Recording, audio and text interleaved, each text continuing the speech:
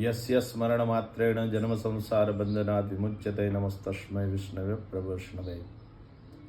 સર્વે હરિભક્તો જય શ્રી કૃષ્ણ. એકાદશીના સર્વેને આજનું જે પંચાંગ જણાવી રહ્યો છું, આજે વિક્રમ સંવત 2081નો પૌષ વદ એકાદશી, વાર શનિવાર, તિથિ એકાદશી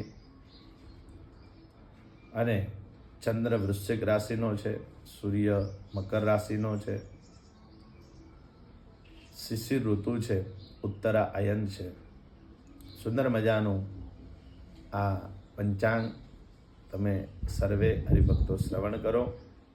બીજું, એકાદશી તિથિ એવી છે કે એકાદશી તિથિના દિવસે વ્રત રહેવું જોઈએ, કારણ અન્ન ગ્રહણ ન કરાય.